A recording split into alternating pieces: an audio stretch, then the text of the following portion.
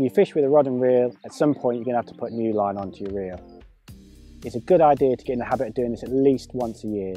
It's the most important thing that connects you to the fish when you've hooked one, and if it's got any nicks or wear and tear in it, it's going to let you down at some point.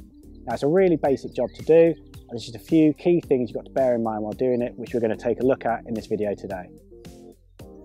You'll notice on this reel that there's still some line left on here.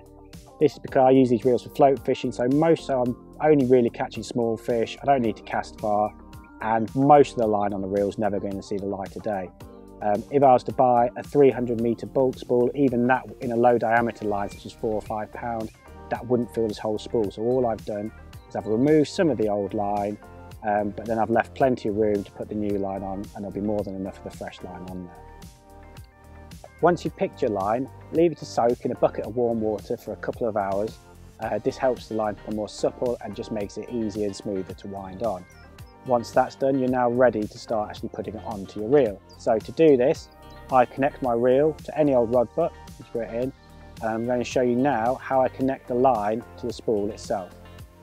I start by threading the end of the line through the ring on my rod, and then to join the actual line to my spool on the reel, I'm going to use a uni knot. And to tie this, you simply make a large loop in the end of your line, and then a second smaller loop, and then once you've done that, you take the tag end and wrap this round both parts of the line 3 or 4 times. It sounds quite complicated, but it's actually, once you do it, it's one of those things that when you do it yourself, it's actually a lot easier than it sounds when I'm explaining it now. Once you've wrapped that around, you just moisten it, pull it tight, and then you've got a little sliding loop on your line.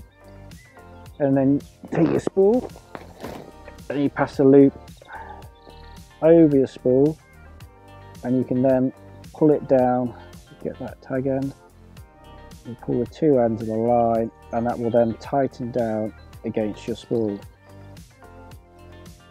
Now this reel actually has a little groove for the knot, which is a nice touch, but other ones might not have that on, so just try and get the knot bedded down towards the base of the spool, and then it'll be out of the way.